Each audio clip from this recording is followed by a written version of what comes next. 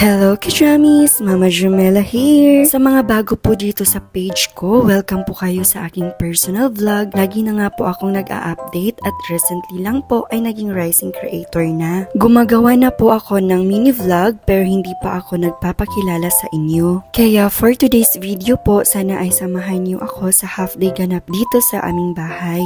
Maghanda tayo ng pang breakfast at lilinisan ko ang mini ref namin. Hello! Yan ang naisip kong pang intro. Bilang smiling face person po ako, kaya naisipan ko na gamitin ang hello sa intro ko. Ang Kajamis naman po ay nakuha ko sa ideyang Zebis sa vlog ni Miss Zainab Harake. Alam ko nakilala niyo siya kasi sikat po siya na vlogger. Ang Mama Jamela naman ay nagsisimbolo ng isa na po akong ina. Ako nga pala si Jamela Ador Viola Capillan, 32 years old na po. Married po ako kay Mr. Jerk Ritisa Capillan. Ikinasal kami noong 2020 sa Huwes. We agreed na hindi na muna sa simbahan kasi pandemic pa yun. Minsan lang tayo ikakasal sa simbahan, diba? Kaya gusto po namin ma-enjoy yon at mag-invite sa mga relatives namin. By God's perfect time, matutuloy din po yan.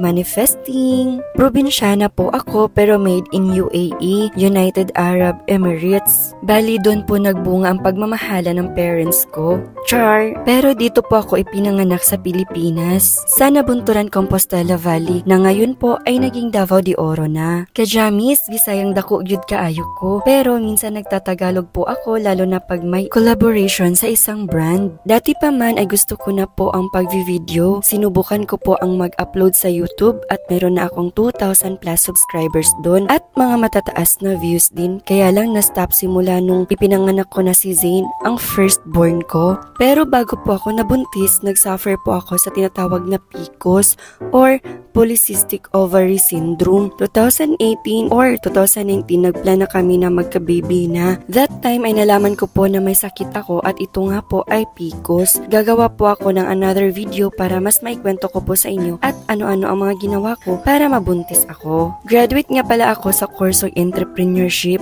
sa Compostela Valley State College na ngayon ay Davao de Oro State College na. Unit earner din po ako sa major na TLE or Technology and Livelihood Education. Sa awa ng Diyos, licensed professional teacher na ako, pero non-teaching. Sa mga nagtatanong kung paano ko raw naipasa ang board kahit mahirap yung TLE, gagawa po ako ng another video para sa inyo. Para sa ganitong paraan ay makatulong ako. Anyway, I'm currently working at the government. At the same time po ay nagnenegosyo. Authorized distributor po ako ng Larskin products dito sa Nabunturan, Davao de Oro. At authorized reseller naman sa kay Ganda Cosmetics. Naging local artist din dahil sa talent ko sa pagsasayaw. Yes po, I'm a dancer / choreographer. Minsan na rin kasi nailabas tayo sa TV, sa GMA. Exodus Performing Arts Collective pa yung grupo ko noon. Ngayon naman po ay Renaissance PH na. Hindi po kami masyadong nagko-compete sa sayaw. Bali kinukuha po yung grupo ko pag may event dito sa amin. Kami yung magiging backup dancers and with TF yun. Hanggang dito na lang. Maraming salamat sa pagsama. Sana po ay suportahan niyo ako.